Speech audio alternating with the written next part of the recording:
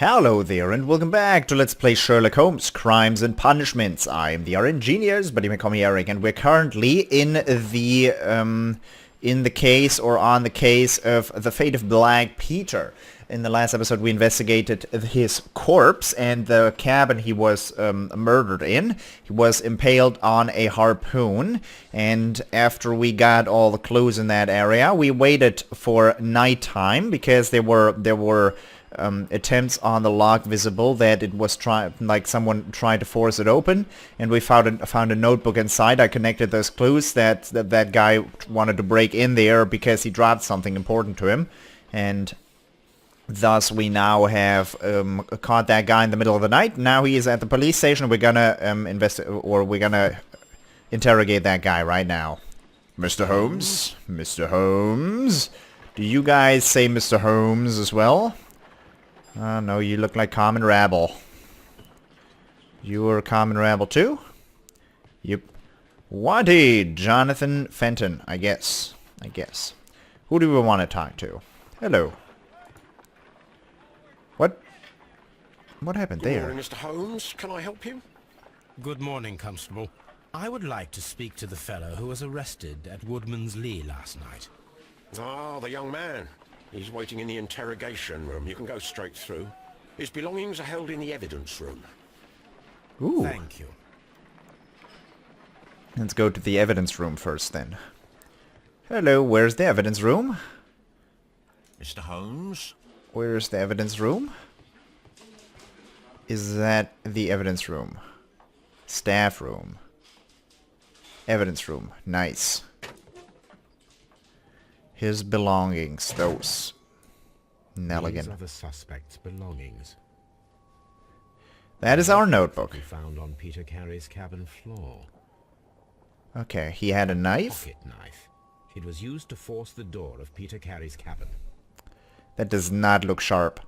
He had a ring with... From R. Dawson to my friend and partner, 1883. And partner, 1883. From R. Dawson to my friend Dawson. I've seen this name before. Perhaps my archive holds the answer.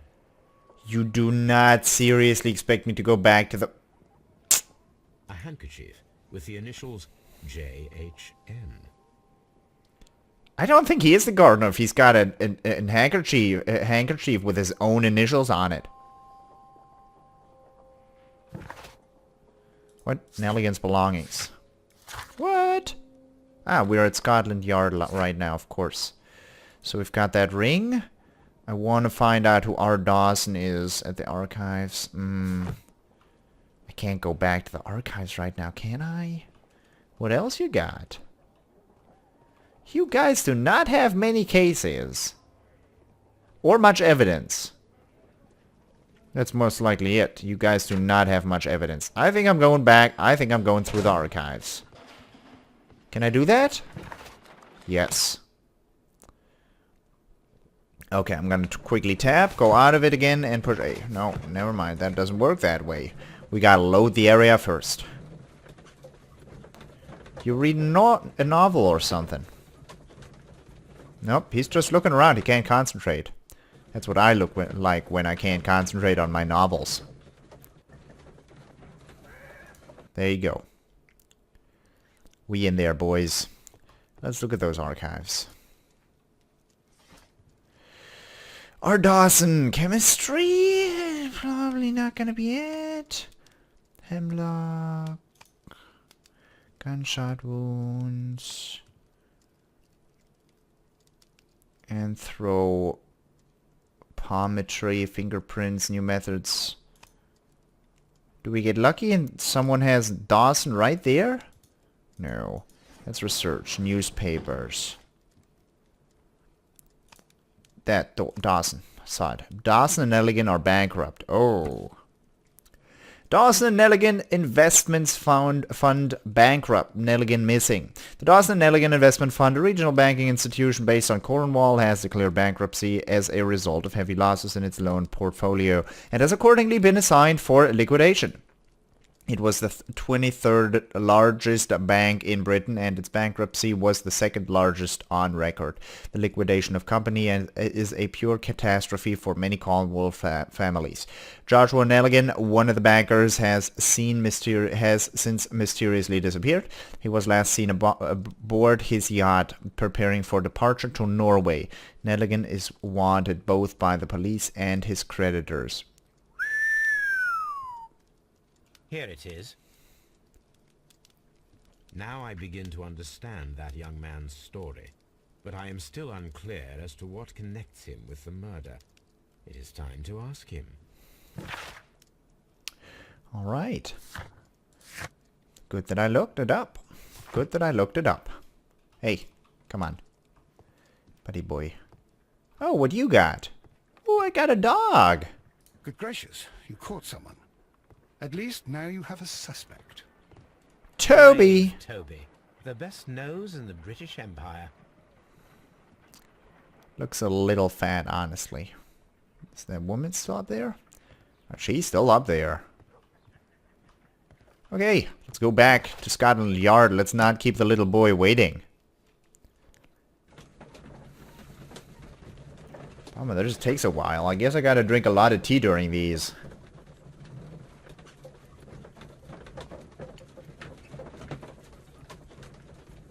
No joke, I actually drink tea. I realize that that could be, you know, taken as a joke because these guys talk with British English. British like to drink tea and stuff. Stereotypes, you know. You probably know better than me. That's okay, though. We gotta do this. I kept that boy waiting long enough. He's now been sitting there for 5 hours with no water. I think he's ready for me. I think he is. Locked. No. Morgue. Yes. Where you at, broski? What? Where's our carcass? What did he die from? I need to know. Why didn't you do an autopsy? Autopsy? Probably. Oh, yeah, it must be autopsy. No, English. It's hard. There he is. Let's get him. Mr. Holmes? Well, I guess I take him personally. No. We go in here. Oh, who's that? I don't care.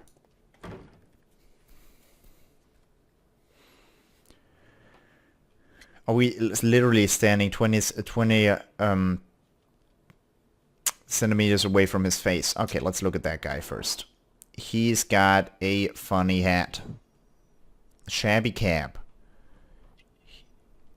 He's not looking too happy, which I can understand. A patch on his jacket. He is expensive fabric. Well, I thought you were gonna, you know, say he's pretty buff, but never mind. Short sleeves. Got a button. Elaborate buttons.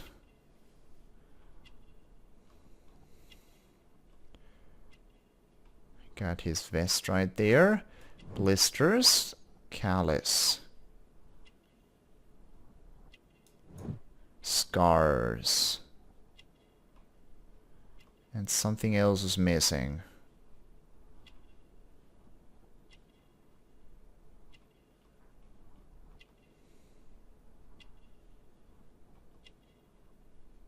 What? Thin neck. Alright. Now that that's done, I don't know what these mean. Can I push F1? I can, but nothing happens. I have heard the story of Dawson and Nelligan, the West Country bankers. Yes. Joshua Nelligan was my father. I am aware that it had a bad ending. When the bank failed, it ruined half the families of Cornwall, whereupon Joshua Nelligan disappeared. My father was under extraordinary pressure. Dawson had retired. I was only 10 years of age at the time, but it was still old enough to feel the shame that befell our family. My father was convinced that he could pay off all his debts if the creditors gave him time. He set sail for Hammerfest in Norway in his small yacht, just a few days before an arrest warrant was issued. He left my mother a list of the securities he was taking. No word was ever heard from him again. We believe that his vessel went down, taking with it everyone and everything on board. Thank you for the story, Mr. Nelligan. At last, we are making some progress. Does this notebook belong to you? Yes. But where did you find it? I did not know... I thought I'd lost it at the hotel. What do these abbreviations mean? Oh no, I beg you, I can't. If I told you, it would only make things worse. But I will find out eventually, Mr. Nelligan. Okay, that sounded really creepy. So why you're not gonna tell, like, if you tell me that telling me those things would make things worse for you, then, you know, I gotta find out. What the heck? The police seized this valuable ring from you. Whose is it? I didn't steal it from anyone. It has always belonged to me. It has always belonged to me. Profile of the victim, sharp knife, rings, engraving, father's jacket, tobacco pouch. Well, of course, because of the engraving. Wait, let's look at that engraving again. From R. Dawson to my friend and partner. So it's his father's ring.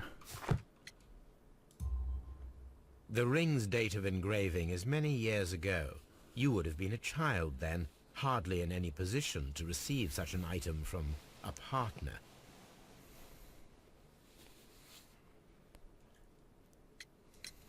So, Mr. Nelligan, who is the true owner of the ring?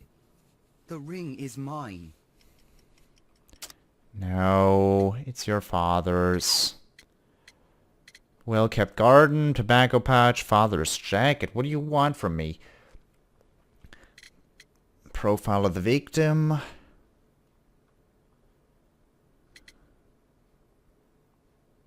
What do you mean with father's jacket? John Nelligan is wearing an expensive but worn and ill-fitting jacket that had previously belonged to someone else, most likely his father. Huh.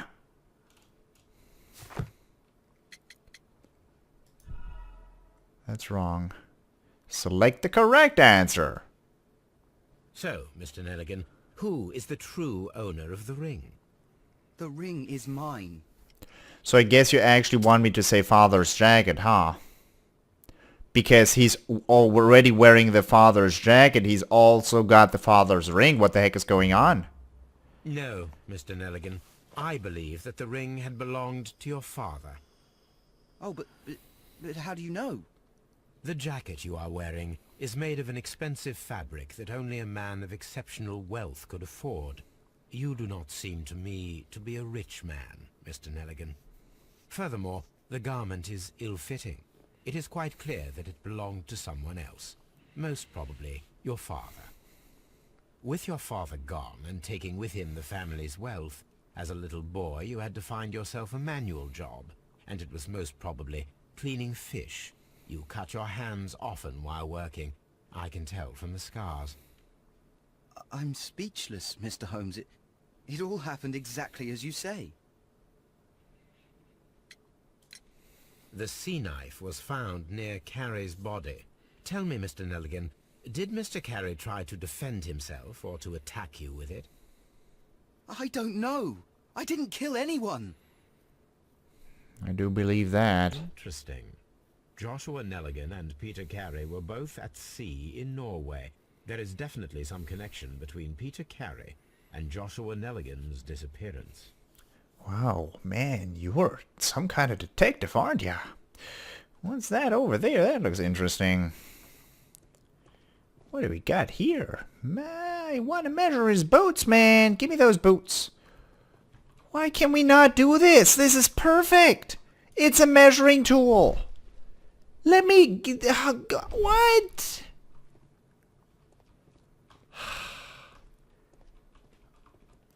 It's just... why would you... like, ever put up the lamp like that? That looks as ugly as it gets. Why do you have a winch on your goddamn wall to let your lamp down? Yeesh. Okay, fair, let's do some connections. Let's do some connections. We have no gardener, and he's got blisters on his hands. Got a missing tin box with all his papers. Swift actions, what's that about? Peter Carey was armed with his knife, but he did not have time to use it. The murderer acted quickly and instinctively, okay? He was pinned to a wall by a harpoon. Peter Carey, a non-smoker. So we are saying... What's my guess? Well, Nelligan's father is not known to have died. They say they assume he's dead. But he went to Norway. They made connections there, so he probably knows that guy's father, and thus leads us to believe the dad is still there. He's still alive. He knows he's a criminal, and he's being looked for as a criminal because he owes to his creditors. He owes money, as far as I know, and that means he is my prime suspect right now. Peter Carey being a non-smoker means that, like, the other guy, the father, is probably a smoker at that point. A sailor? I wouldn't call him a sailor. He's not going to be the gardener. I don't think that's going to be how that goes. Pinned to the wall by a strong person. Swift actions.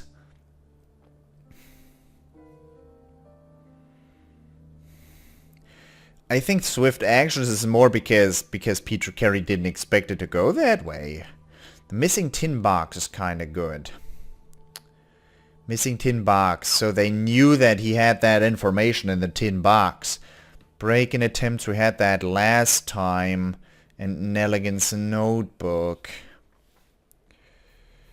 A notebook with a blood stain on its cover indicating that it was dropped into the pool of blood after the murder. It belongs to Nelligan. How do we want to play this? How does the son fit in the picture if the father is alive and the father did the crime? That's the problem right now.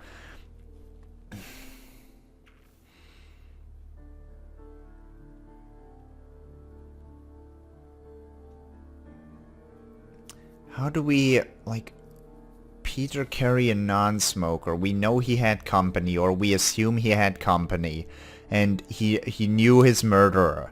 That's what we assume right now. Swift actions and Peter Carey, a non-smoker, could combine those as being he had company, a smoker, and he did not, expect to get murdered. Pinned to the wall, I don't know how to do that. How to combine that information.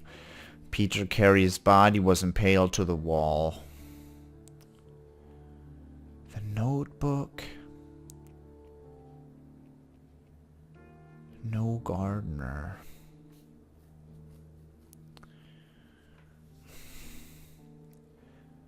Peter Carey, a non-smoker.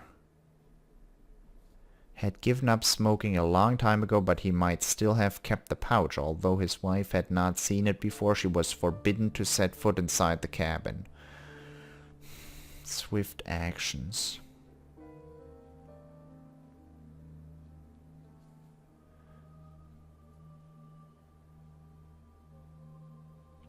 Missing tin box is good. There had been a tin box in the cabin not much larger than a book. Peter Carey had forbidden anyone from touching it.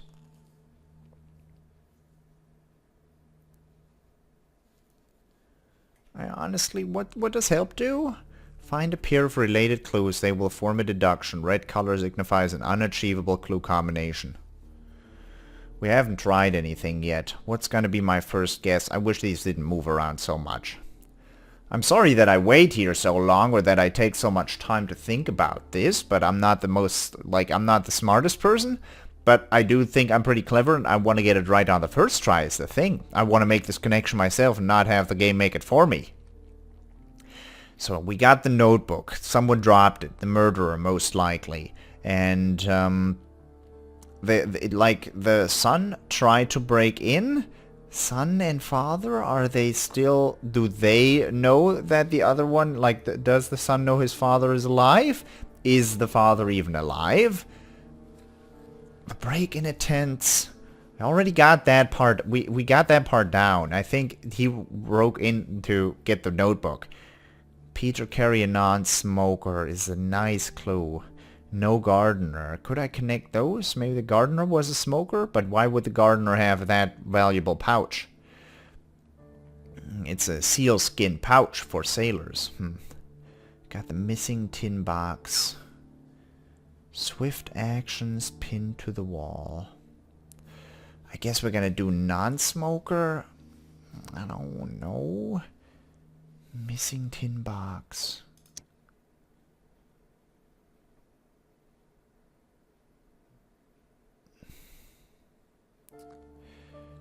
Missing tin box and non-smoker.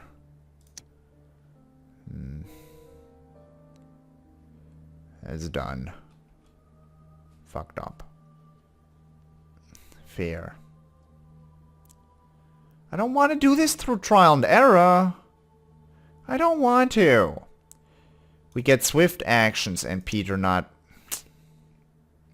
Why doesn't he... Well, my thinking is here... the connection is he's a non-smoker, so he's with someone who is a smoker, who actually has use for a tobacco pouch. In swift actions, he didn't know his enemy there. Pinned to the wall. I guess we're doing that one. Swift actions and pinned to the wall. So that guy was very strong, and we're at the point where we know, Nelligan is not particularly tough. Space, clues. Okay. Task. Experiment required. We need to find out whether an unskilled and untrained man could use a harpoon well enough to kill by fully piercing a body. Whoa. Holy shnikes. I need to stage a reconstruction. I'm sure that Watson would be happy to oblige. What? Prepare a harpoon throwing experiment. I can already tell you, that's real tough. You need a buff dude for that. We're just leaving this guy now? Fear. Watson! Wait, I got a good idea. Hope you enjoyed this episode, and I hope I will see you in the next episode. Let's stage a harpoon throw against a dead body. Nice! I'll see you next time. Thank you very much for watching, and I will see you then. Bye-bye.